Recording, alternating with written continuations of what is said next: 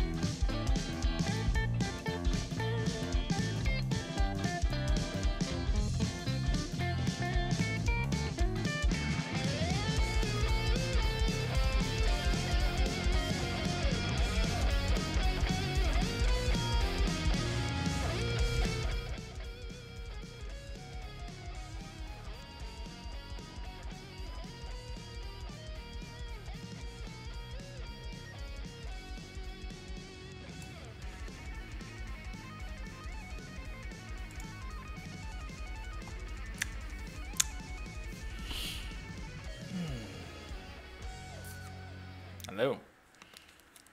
It is I, Niko the Legend. Hold on. This is just... I don't have my cup with me. It's in the house next door.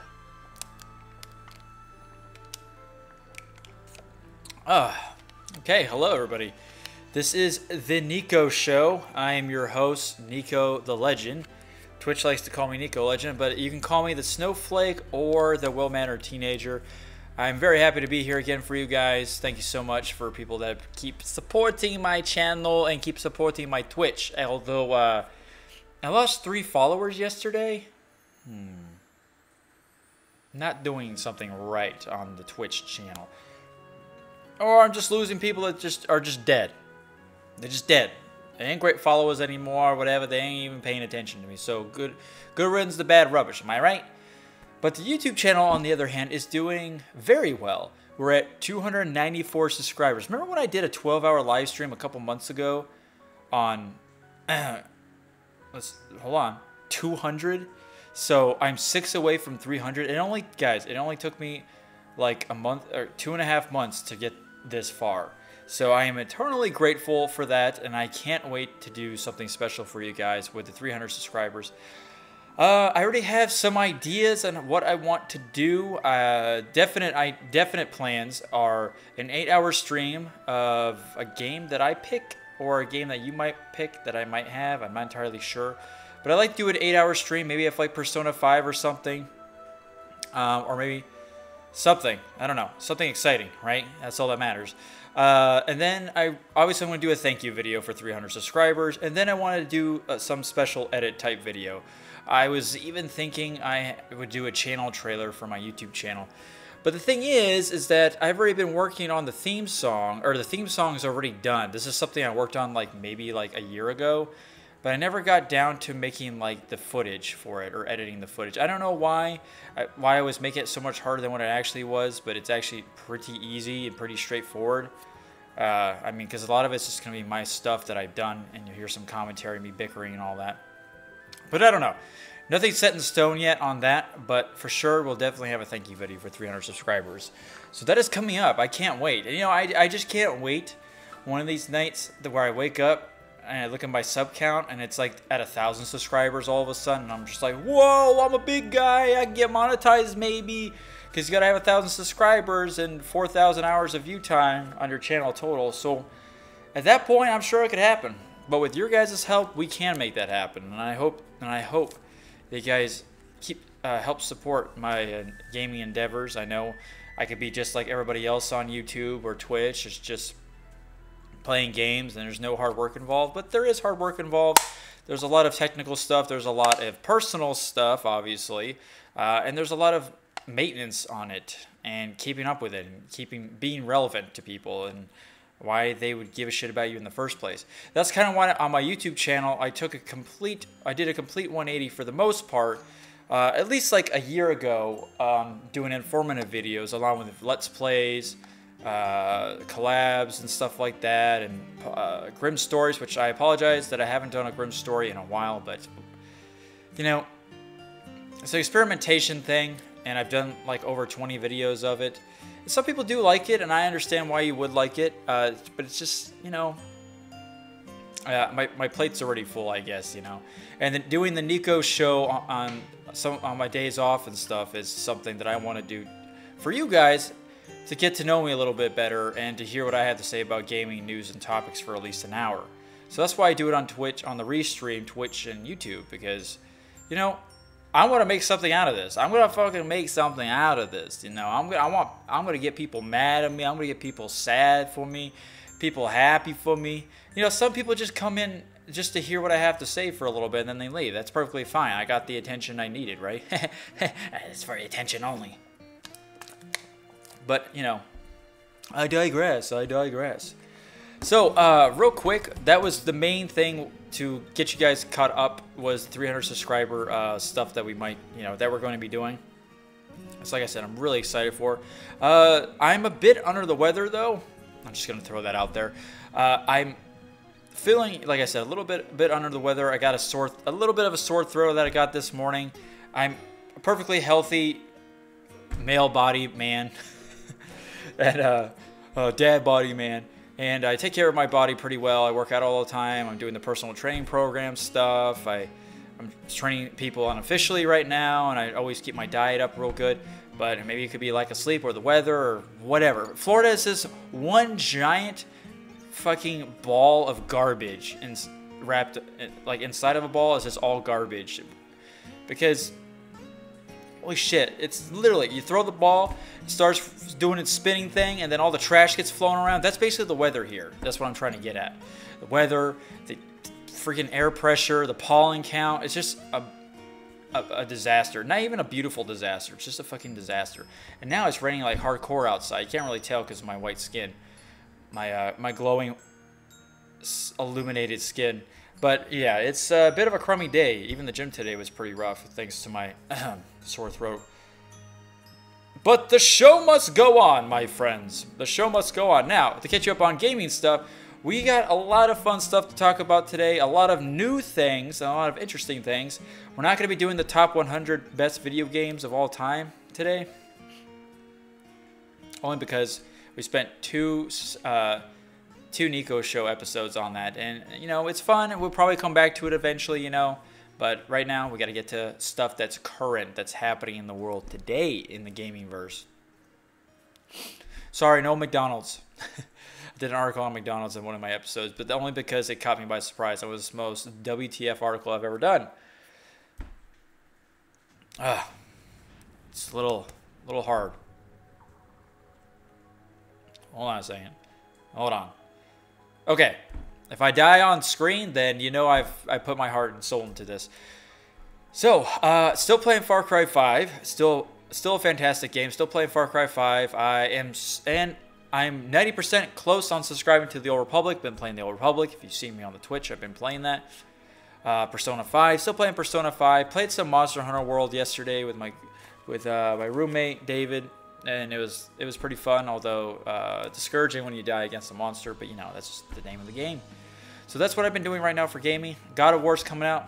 Can't buy it because I already got my plate full right now.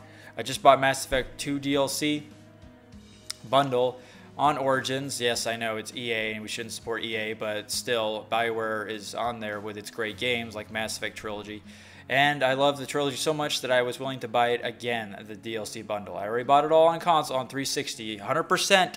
Mass Effect 1 through 3, all the achievements and everything.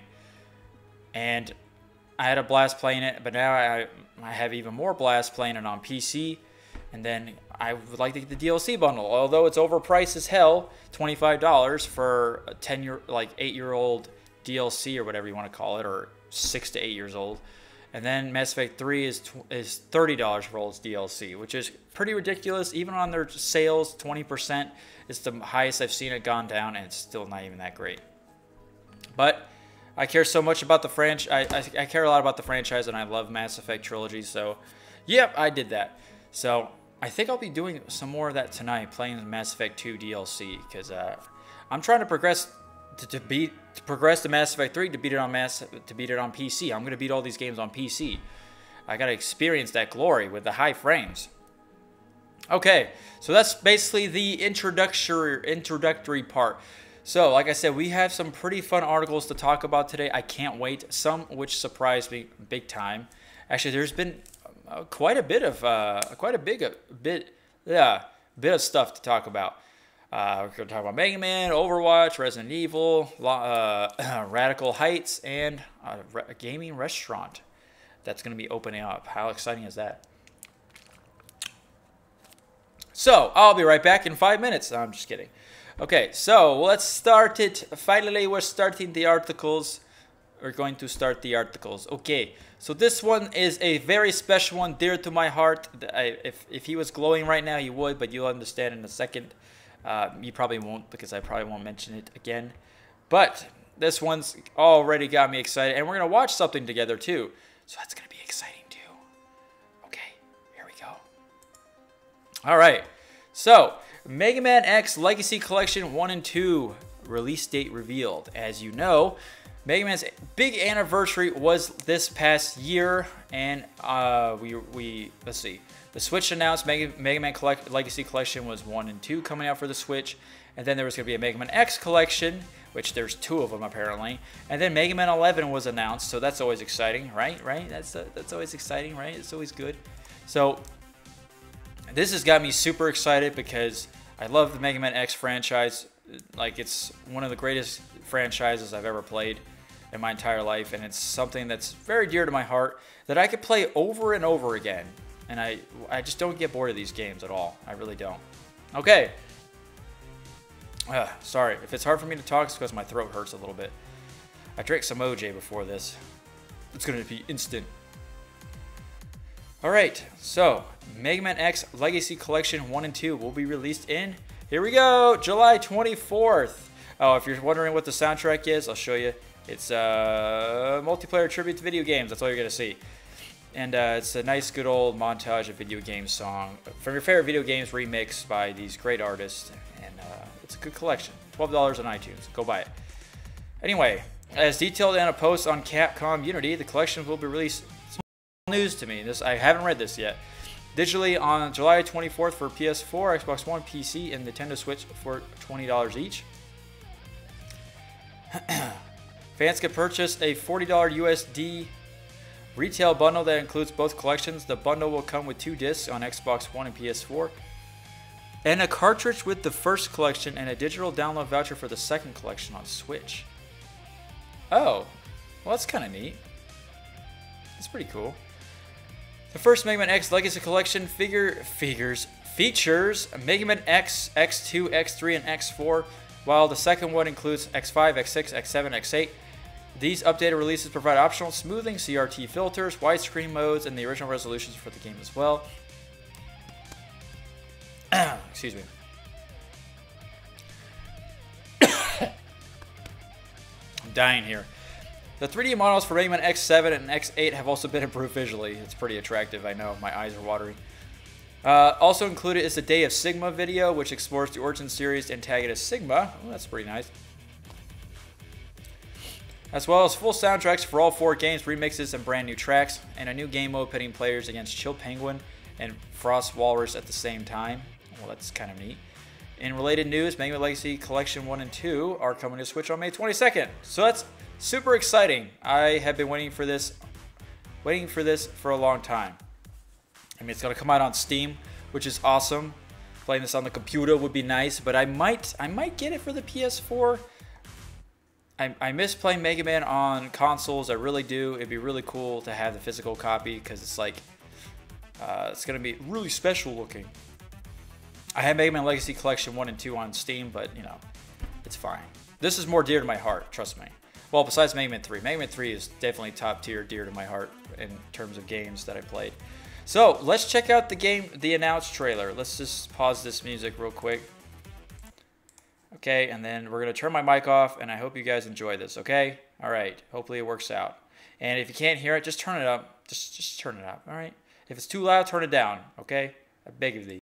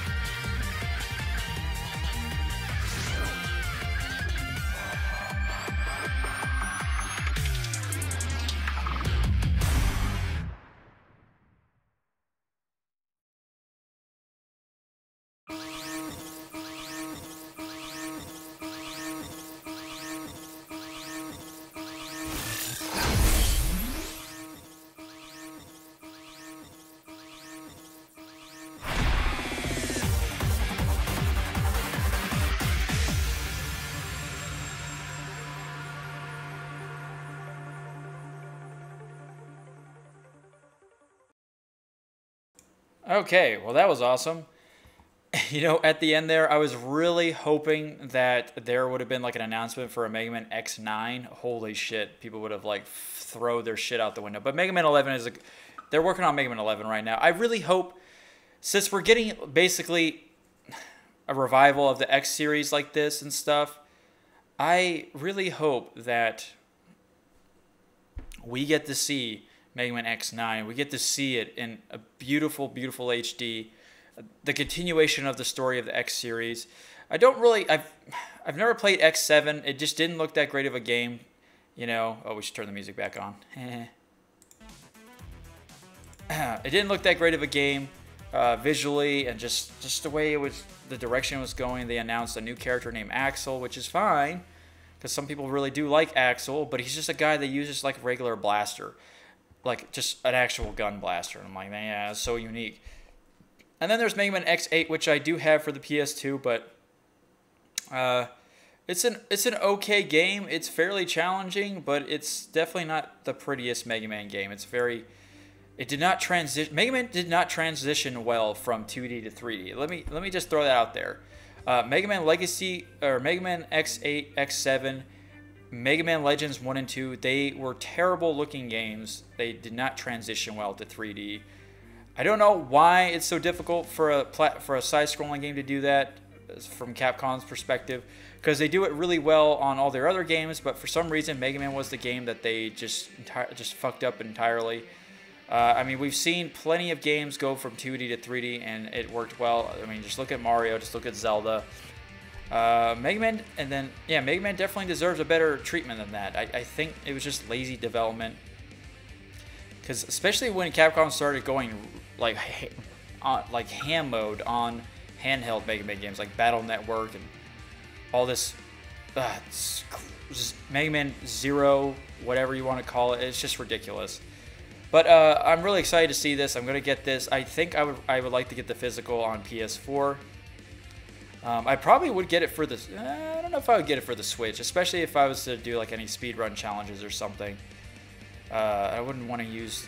I mean, I could always use a Pro Controller for the Switch. I don't even have a Switch, if my roommates have a Switch, but I'm just saying if I did. Okay, so that's Mega Man X Legacy Collection. I hope you guys you're going to get that, because I shall be getting it. July 24th, it'd be great. Man, that's not for a while though. Holy crap. Alright. I think I'm still doing okay. Here's a controversial one. Talking about Overwatch. Let's see here. What's wrong here? Oh. What? This is crap.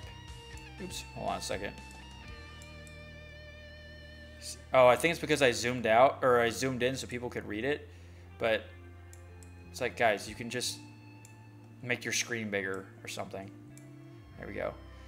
Oh, I guess we won't show that part. Oh, there we go. I just want to get the title in there. Okay, so Overwatch League's Boston Uprising drops player accused of sexual misconduct. What a fucking pleb. Boston Uprising has terminated the contract of player Jonathan Dreams Casper, Sanchez. The Overwatch League team Boston Uprising has terminated the contract of player Jonathan, after alleged sexual misconduct. The team announced the termination on its official Twitter account after an underage fan came forward stating the 21-year-old Sanchez has behaved inappropriately towards her. Oh, he's 21. The kid. Okay, so the player's 21 years old. Okay, got it. Underage. Why don't they just state the age, like how old the kid is? Like, come on now. The allegations included coercing. God, I can't talk right now. An underage fan into sending nude images, participating in explicit FaceTime activities, as well as other sexual messages. Coercing. There we go. Coercing. God, Jesus. The full transcript of the accusations included screenshots of some of the conversations which aimed to prove he knew of her age. During the interactions can be found on this Google document. Oh, this is going to be great. Both Boston Uprising and the Overwatch League had originally announced the suspension of Sanchez on Twitter, once becoming aware of the accusations pending on their own investigations, and he was since let go by the Uprising. These aren't the first actions taken against player with inappropriate conduct in the Overwatch League, as disciplinary action has been previously taken against other players for offensive activities online. Okay, what a boring-ass fucking article. What about, like, sexual charges from, like, the goddamn justice system? So it's just gonna talk about him just leaving. Okay, that's real fucking weak. Who wrote this? Hope Corrigan, get your fucking shit together and go deeper in detail. But I want to read this Google Doc. I want to read this. This is curious to see what he says. Oh, 14-year-old. There we go. Jeez, Hope, you couldn't fucking say the age of her. Fucking retarded. Probably a feminist, you know. Well, men are just bad, male privilege. They take advantage of younger women. We won't say her age, but we'll say his age. Please. All allegations are backed by screenshots that have been provided. Where are the screenshots? Just kidding. I've been provided through a link. At the end of my statement, please read all of them. Keeping in mind this is a conversation between a 14-year-old and a 21-year-old. You guys probably can't see that well. Hold on, let me zoom in real quick. Let me zoom in real quick for you. Okay, I hope you can see that. If not, you don't have to deal. I want to address something that I kept in the dark for too long. I am Lily. I'm 14 years old and in 9th grade. Oh, Lord. I was taken advantage by I'm not crying or anything. Like I said, my sore throat. 21-year-old player for the Overwatch League. He abused his power as a player to coerce me into sending him nude pictures and engaging in explicit FaceTime activities. How did he coerce you? He abused his power. Okay, remember, 14-year-old here, so we're not going to know too much detail, I guess. I have an account on Twitter with the purpose of posting Overwatch League content to support my favorite teams. One day out of the blue, I was followed by one of the players for Boston Uprising, Dream Casper. It caught me off guard, but I was flattered, so I direct messaged him, thanking him for the follow. He continued to strike up conversations, which made me feel special that an Overwatch player actually wanted to talk to me. During one of the first conversations, he offered to buy me a PC copy of Overwatch. I thought it was strange. He was offering to spend money on me, but I was still in shock. It was all happening. I accepted, and we played together sometimes with some teammates of his. Oh, that's pretty good. Early into the friendship, I was told Kaz was only 14. I had figured it would have drove him away, but he continued to have interest in talking to me which I didn't mind. Over the first few days we talked, progressively got more and more flirty, complimenting my appearance, and making sexual innuendos that I shrugged off at the time. Okay, getting into the details. Here we go.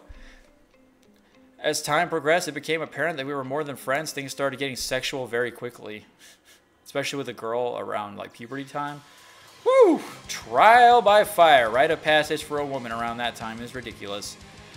I had recently gotten out of a relationship and it was incredibly vulnerable. The attention he was giving me had blinded me from seeing that what was happening was wrong. Rebound. He followed a few of my mutuals at the time, and we had a group chat, and that we added him. He brought the same sexual comments over into group chat. Knowing most of us were underage, he would continually joke about having my friends' nudes, watching porn, even told a story of him losing his virginity. The group chat has thousands of messages, so I cannot scroll back up to find his text on it. Very quickly, things escalated between us, and I was given his phone number and Snapchat. Okay, on Snapchat, things disappear quickly, so we would engage in sexual conversations. That led to me sending him a total of 2 explicit images. He would send me shirtless pictures of him in his boxers on Snapchat. But on FaceTime, everything was exposed. I obviously cannot show that proof, but the things he has said in screenshots seems to back up my claim. I have proof that we FaceTime. The screenshot has a few numbers of unblurred to confirm his phone number is actually him. At the time, it felt nice to have an Overwatch League player to be so heavily interested in me. Yeah. It brought me a lot of confidence, and at the time, I was so wrapped up in it, I didn't realize how wrong the situation was. I developed feelings for Kaz, which I could tell were unhealthy by as intense as they were getting. He called me his dream girl and really toyed with my feelings. I came to the realization that a relationship wouldn't work. Ugh. Our ages were too far apart, and it was starting to feel wrong. At this point, I completely cut him out of my life. I later discovered he had been talking to other girls as well, not to mention having a girlfriend at the time. Oh, okay, that's weird. After talking with close friends on the subject over the course of a month, I realized what a power dynamic it was. I'm stepping forward to hope this doesn't happen to anyone in the future. Dream Casper should have known better to engage in explicit activity with someone 7 years younger than him, especially when he represents a team. He used his social status to blind and take advantage of me. Well, you let him take advantage of you because, like you said, you admitted you were vulnerable. And 14-year-old God, the hormones are just all over the place. What girl stays in a relationship longer than like a few months in high school? And don't, if someone chimes in, it's like, well, my relationship was a year when I was 14. Okay, you might be 1% of that bell curve, but you don't shape it. But honestly, around that time, rite of passage in high school and stuff, nobody really stays together for that long. Even if you, by chance, you stay together for at least higher than a year, you break up by the end of your high school life anyway. So it's, like I said, rite of passage. Everybody's trying to do each other. Everybody's in this tribalism type community. And it's, you know, it's cool to have some professional Overwatch player to be into me and stuff like that. Yeah, he seduced you, but you were... Now, honestly, this isn't cool at all, and I'm not trying to insult her or anything. So, disclaimer, I have to disclaim this because I'm not a douchebag like that, you know. But I have to disclaim it because I know there will be people out there that are just going to get all butthurt about what I have to say. But she let it happen, right? She let it happen. She went into it. She liked the attention. It's what a girl wants around that age, especially from an older person. How many, I've known countless girls in high school who were dating older guys. I've heard stories from friends that I know, from friends of a friend about, I mean, you all know how much validity these stories have, right? But about girls losing their virginity to a guy who's 15 years older or something, and they're underage or some gross shit like that. So you can only imagine, how this could have gone. There was only one way to go from this. Like I said, she fell in love with the fame. It was, you know, she had the stardom glasses on, you know, didn't want to take them off. Like I said, it was the attention she was wanting. And some girls want more attention than others. We all know that. And it's, I mean, it's just people in general, right? But in this particular instance, this girl, like I said, 21-year-old and a 14-year-old. So a 21-year-old still has the mentality pretty close to high school mentality still transitioning, brain still evolving, still trying to get out of that high school phase. And that's just a fact. And then eventually they fall into where I am right now, a 28-year-old who doesn't think like that crap anymore, doesn't do stupid shit like that with girls anymore. In terms of just dating whoever and being a complete shitbag and being this high dominant alpha male and not caring about other people's feelings and all that type. Not dating underage girls, come on people.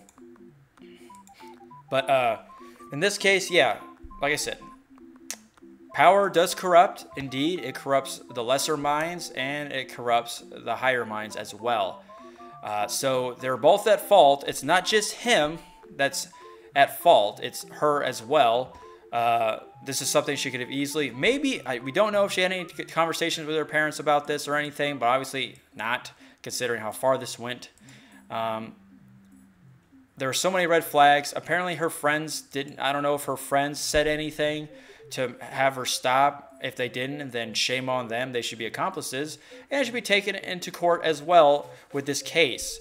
Because if they were involved in the act, then they are witnesses. So they are definitely important people to have in this case. But yeah, it's a flattering thing, like she said, but it's also it's a guilty pleasure, and it's definitely one of the shadows of. It's a shadow of lust, gluttony, one of the sins, and this is what it turns into. So both parties were definitely overtaken by gluttony and lust. And that's never a fun thing. So I hope she learned her lesson, because this could have turned into something very, very dark and demented than it already is. So, I mean, I won't dive so far into it. I can really go psychology approach into it, but we're just going to go with the bare bones, because I don't want to sit here for about another 20 hours doing this shit. Okay. There's some images and stuff, I guess, of the conversation, so let's see that. Oh. I see. I mean, they're not nudie photos or anything. They're just text messages and stuff and them chatting with one another. I put a wrong one. Okay, I forgot. Let's see. Here's an image of them, of just a pleb. What's this say? Okay, that's them joining. Wow, she took pictures like all the time. Oh, Okay, so this is all the evidence and stuff. Ooh! Let's see. Hi, love. I hope I'm not bothering, but I need to message you about something pretty important. I heard a few things about you messaging Lily. And I just want to make sure you know she's underage. She's 15. I'm not sure if she told you, but I just want to make sure nothing bad happens without you being aware of it. Have a nice day. Hope you're good. Yeah, I'm good. It's fine. I'm not doing anything stupid. This is definitely like how I text. This misspelling. Okay. Alright, so we're getting the gist of it. Okay, hold on. Okay, this is good. I like you a lot, like I haven't.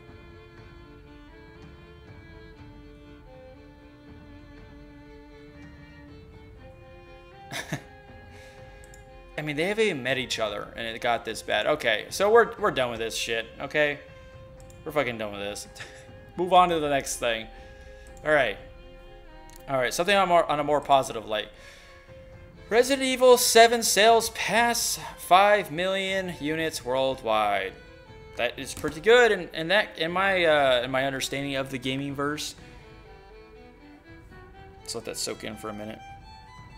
Okay, Resident Evil 7 sales. Capcom's first-person horror game enjoys continued success. Yes, worldwide sales of Resident Evil 7 has reached 5.1 million units. Capcom shared this news in a press release where the publisher also announced its first-person horror game receiving the award for Best VR Audio. Okay, at the 2018 Game Audio Network Guild Awards. Yeah, whatever the hell that is. Resident Evil 5 is still the top-selling game in Capcom's popular horror franchise with a total of 7.2 million units sold. Well, you know, that's to this day. Resident Evil 7's at 5 million. It's been like a year. January of last year, Capcom was enjoying quite a big success. Recently, Monster Hunter World was released. Yep. Okay. So yeah, it's pretty great. It's a great horror game. I beat it. I streamed it. I have it on my YouTube channel for proof that I streamed the whole game when it first came out. Fantastic horror game. A horror game done right, because Resident Evil 5 and 6, 6 especially, is garbage. Besides Leon's campaign for like the first few chapters, it's pretty cool, pretty spooky. I liked that a lot, and then it just went completely shit-faced into the fan with its action crap. God damn it. But Capcom has redeemed itself with Resident Evil 7, Revelations 1 and 2, with its survival horror aspect, which I'm really glad. It's just, I'm just glad it's only 2 entries in the franchise that was panned notoriously for being bad, you know. I don't think I'm gonna write today. Shit. Like I said, under the weather, man. Even with like a sore throat like this, it's really getting to me. But if you haven't checked out Resident Evil 7, you should definitely do it. If you're in for a scare, if you're in for fantastic gameplay and graphics, and a pretty good take on a story. I mean, holy shit, the choreography in that game, like the mocap and stuff like that, oh my god, it is amazing. It is seriously amazing. It is such a great spooky game. So I hope you guys do check it out. Okay, so this next one, that was a quick one, I know. All right, so this next one's gonna be, here we go. This is an exciting one. Radical Heights is a colorful, cheesy take on Battle Royale. Yes, just when you thought, just when you thought that Battle Royale games couldn't get any more saturated. I mean, there's only 2 big ones, really. I mean, DayZ as well, or H1Z1, whatever the fuck game it is. Lawbreakers Studio, since, you know, Lawbreakers wasn't doing shit for them because no one plays that game, although it has a very cool concept to it, but it just, nope, just wasn't doing it. Just wasn't doing it for them, because that type of gaming is basically done, I guess, you know, or just had really bad marketing, you know, bad timing. But Lawbreakers wants to now do Radical Heights, which it looks like, yep, like they said, a 80s infused battle royale game show. Now, just when you thought Fortnite was kind of goofy looking, now they're just living up the goofiness big time by adding like 80s themed stuff to it. So, last week, Lawbreakers developer Boss Key Productions, which is Cliff Vizinski, by the way, who made Boss Key Productions, announced it was moving on from that game, saying the arena shooter has failed to find an audience. Yep, see?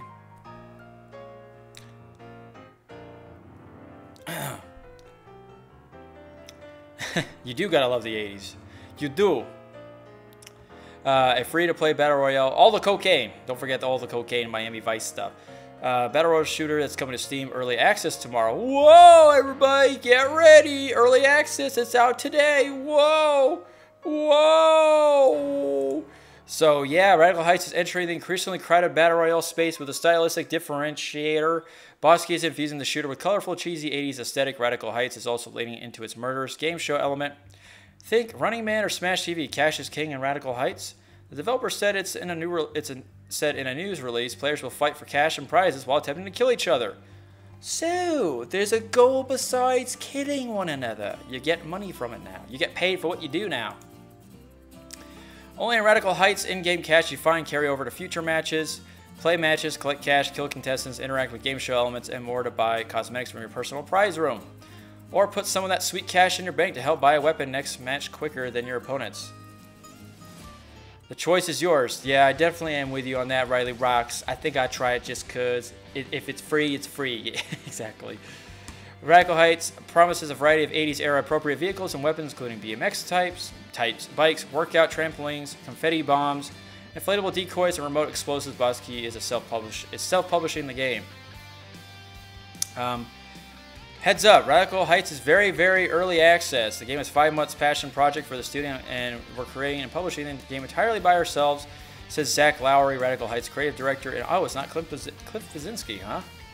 We're huge fans of Battle Royale games, along with the bright and inviting irreverence of the 80s aesthetic. Because of that, we want to put our own spin on the game, or on the genre, and create a futuristic 80s world that takes place in 2023 during an over-the-top game show where contestants battle out for fames and prizes. Alright, here we go. Radical Heights. Here's what we all care about. Here we go. I'm going to highlight it. See it? Radical Heights will be free to play when it hits Windows PC via Steam Early Access on Tuesday, April 10th. A Founders Pack with exclusive items and bonuses will be available for $15. Yeah. I mean, that's just what these... Yeah, it's just like the pattern. Let's just see. PUBG Early Access, Fortnite Early Access, and then now Radical Heights Early Access. Oh, I mean, very, very early access. What does that mean? What does that mean? Just call it pre-alpha. That's basically pre-alpha. How many adjectives do you have to add to early access for it to be not early access? It's pre-alpha. Just fucking say it. Just fucking say it. Yeah, so let me see on my now we'll see it after. So yeah, today, I don't know if it's free to play right now, but apparently a Founders Pack with exclusive items and bonuses will be available for $15. Ugh. My throat hurts really bad right now. So we'll get through this last article, then I'm just going to go rest in peace. I'm a little bit under the weather, Rai. I don't know if you saw, but got a little sore throaty. Okay, last article.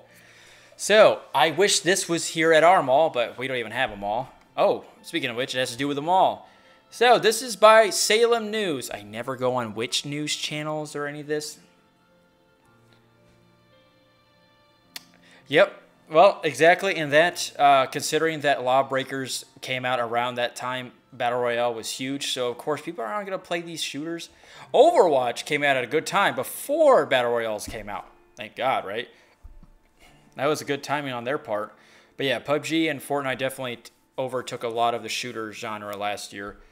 About 90%, let's just say that. Lawbreakers, just wasn't going to do it for people. It looks really cool and stuff, and it'll remind you of Overwatch. But yeah, Overwatch came out at a good time. All right, the castle owners to open a gaming restaurant bar at mall. This is our last article, by the way. 2 years after opening a board game cafe on Rantwell Street, Ryan and Kevin, just kidding, are leveling up. Whoa, puns! The Grants, who own the castle, are teaming up with the owners of the gamepad in Haverville to open levels. Haverville, what state? Okay. A full-service restaurant and bar that will combine the castle's quieter board game nature with the loud flashing lights of video game found at G-Pad. Okay, that's pretty cool. It's pretty cool. Look at this food. Oh, look at me. Look at this food. Levels should be open at the North Shore Mall in the former Scoso space, I'm sorry, by the end of the year. Ren Grant said the mall actually did approach the couple last year by opening a second location of the castle. She said, adding that she and her husband were surprised because we are not a big corporate place. They originally planned to open levels this summer, but the Grants want to make sure the castle, which will stay open, is set up to stay successful. The cafe has a loyal following, Kevin Grant said. We care about our current communities, he said. We don't want to mess them up by jumping ship too early. Levels combines two distinct but not mutually exclusive concepts. The castle serves food cafe style and allow patrons to pick from roughly 750 board games. Gamepad, on the other hand, offers modern retro video game and arcade games in the bar setting. That's kind of neat. Gamepad co-owner Jeremy Marcelonis said he and his business partner Kevon Estiga, whatever, as the idea for a gaming bar while in college. They proposed the idea of using a small vacant space at the Tap Brewing Company to test the concept. They initially wanted to attract people between ages 25 and 35, but families also come with kids who want to play on the consoles. So it's like fucking Chuck E. Cheese's. Is this like Chuck E. Cheese's? I think it's like Chuck E. Cheese's. Can we just call it Chuck E. Cheese's 2.0? It can meld very well, he added. Excuse me. My throat. Plans for a new restaurant to have a board game area on the lower floor with a bar scene like Gamepad upstairs. Hold on a second. Pardon me. Please wait.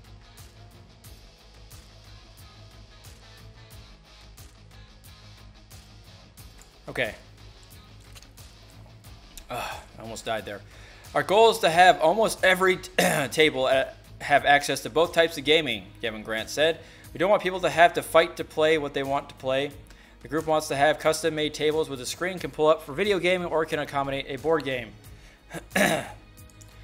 While the castle has a 72-person capacity, levels should comfortably fit between 200 to 250. Kevin Grant said food offerings include fried fare and custom pizza, among other options. So like lamb patty goddamn food. The group estimates it will cost about $500,000 to open. Ryan Grant said they will be backing them, have backing from investors. Of course, I'd invest that. Operators of the castle and Gamepad are also turning to their clientele to help through a crowdfunding campaign to raise $50,000. That money will help ensure Levels has all the finishing touches. Okay. The owners want upon opening rather than adding them later. There are different incentives based on how much people donate. The group did a video for the campaign and joked about allowing contributors to name a toilet. But people actually want their contribution to be responsible for one. Kevin Grant said, it's a cool way to let people be a part of it.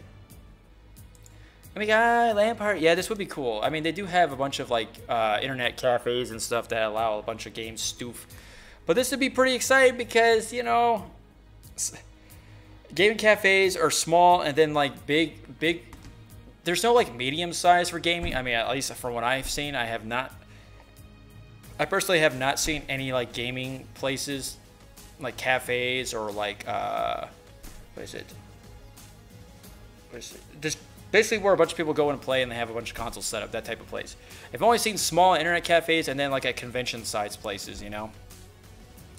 But I don't know if there's any like medium-sized places or like this, a restaurant and all that. I think it's neat. I think it's cool. I just hope it doesn't smell bad. Because you'll attract, obviously, food tasters, but game testers, whatever. Some of them might smell. I don't know if you've been in a place where a bunch of nerdy people are and gamers. It smells bad. Especially like in a comic book store. God, it always smells bad. Yeah, but maybe it won't be so bad. Yeah. Oh, that's right. We were supposed to have a LAN. I forgot about that. LOL. Dang, I totally forgot about that too. I'm such a great guy. So, internet cafe, that's gonna be great. I bet you it's not in Florida, but it'd be nice to find a place like this in Florida. So, that's all for gaming news today. I've been NikoTheLegend. I hope you guys enjoyed. If you have any questions, let me know in the comments below. And if you like what you saw, please follow me on the Twitch channel. And yes, it would be exciting to do LAN parties. GG. So, thanks for stopping by, everybody. Like I said, I've been NikoTheLegend. My throat hurts, but I hope to recover from my little throaty problem. So I'm gonna go pass out somewhere, hopefully in the cat litter. That would be great. That would be funny. And then I'll do a challenge where I eat Tide Pods. That'd be really fun, wouldn't it?